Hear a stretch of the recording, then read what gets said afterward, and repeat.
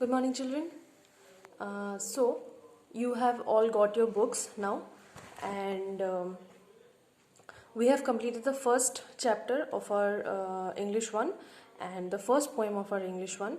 So, we have discussed our chapter. We have got some inside questions. You have wrote that, and those are really up to the mark.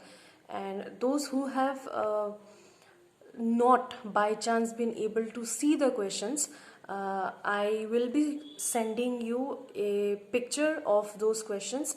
You please do write them, because not only the exercise questions are important, but sometimes this inside questions for our knowledge, for better understanding, for checking out that how better you can write, those things are also very important. So please do attempt those questions. Those are really important. And I had linked it just below the video before. If anybody had problem, if they were not being able to receive it, or they had not seen the questions, then I am sending it just after this video. You will get this get those questions from the first chapter, because up to now we have just only finished the first chapter, and second chapter also you will get. First you complete this first chapter, then we'll move to second one. Okay, so yeah, and one more thing, this B number, fill up the blanks. Some of you have sent me the answers, but majority I have not got those answers. Only few of you have sent me. So please do send me the answers, and if there is any problem regarding this B number thing, if you are not able to do, then I'll send you the answers of this fill up the gaps, this from the understanding the text, this B number thing. Okay, so our exercise thing is finished. Exercise question answers are finished. Now from the grammar part, from the grammatical part, there are some things to do. It's a very important thing, that is structures. If you see your page, now you have already got your book, so you can see in your book, that's page number 6. Okay, page number 6, structures. From the structures, A and B number. A number you will do in your book itself, is you just have to circle and underline them, but B number you will write in your copy, because this you can't do in book. Okay, let's talk about this. What is this actually about? So your question is that you have to circle the direct object and you have to underline the indirect object. Now you know what is object, right? We had in our previous class, that means in the previous year, we had talked about this object. What is this object which answers what the action has been done to the thing. Object can also be said, say for this, we all know what is subject predicate, okay, but apart from subject predicate, there is one more thing in the sentence which is important, that is the object. Now regarding this, you need to understand what is action. You know what is action, it's just equal to verb. Verb means action.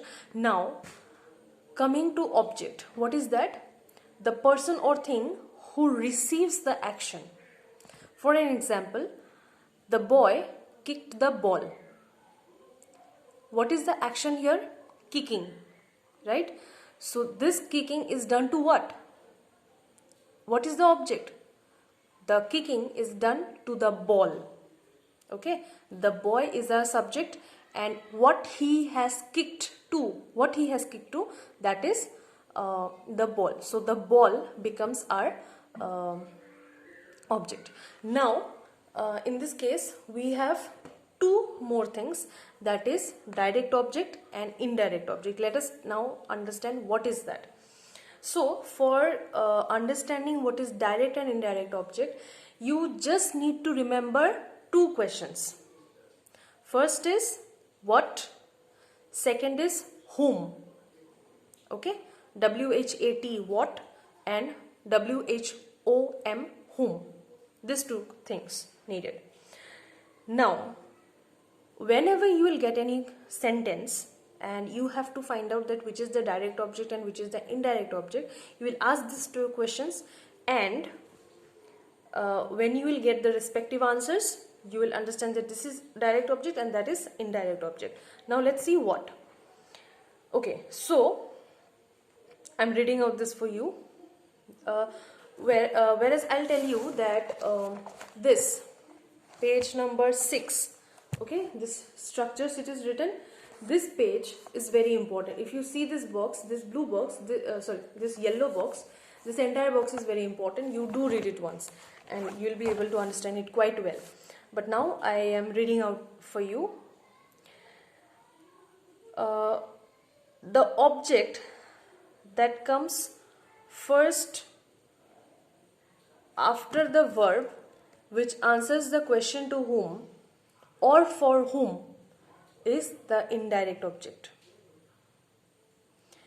Whenever a verb has two objects, one of them is the direct and the other is indirect. Okay, now don't be confused in this.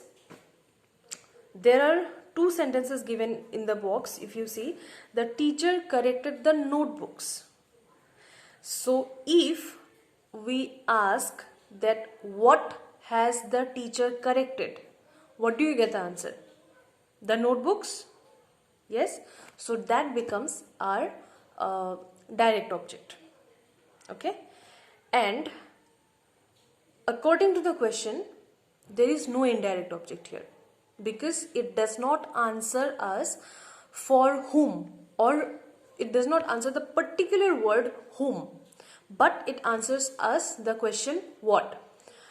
A very simple thing to find out direct object and indirect object is that what and whom. When it will answer you the question of what, it is direct object. When it answers you the question of for whom, it is indirect object. Very simple. Let's take our A number question. Now coming to the exercise, circle the direct object and underline the indirect objects in the sentences. First one is done for you, okay? If you see both A and B number, your first question is done in both the sentences. Now see, Arup told his friend a really funny joke. You need to understand this question, this sentence, that what is the action here, that Arup is telling something, Arup has told something. Okay, so what he has told, we are getting our answer if we ask the question what. If we are asking what, then what we are getting our answer? A really funny joke. So this becomes our direct object. Clear? And if we question to whom he said or he told that funny joke, then we get the answer his friend. So his friend becomes our indirect object. Let's do one more. Kea, number 2 this is. Kea is giving her dog a bath. What is Kea giving? A bath. This is our direct object. To whom? To whom is Kea giving a bath? Her dog. So her dog becomes our indirect object. I hope you have understood this. This is the only thing which you need to keep in mind. What, when it gives you the answer of what, that is direct object. When it gives you the answer of to whom or for whom, then it is indirect object. In the very same way you have to do this B number question also. But the first thing that you have to, this one you will do in copy, okay, B number question. And yes, now you have got your books and copies. You will from now onwards you will start writing in your school copies itself. No more writing in rough copies. Now you have your individual copies of every subject. You will write in your school copy itself. Okay, so in this here there is one more thing you have to do in B number, that is you have to first bring the words into order.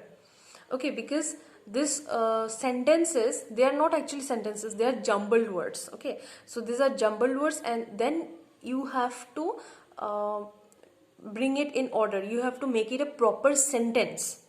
Okay, then you will find out from here which is direct object and which is indirect object. Well, I will instruct you one thing, because you will be going you are going to write in your school copy. So that let that not get dirty. So you do one thing, you first do in book, because this thing is new for you. You might make mistakes, so you do it in book itself. Okay, there is some space, you do it here, or if you want you can do in your rough copy.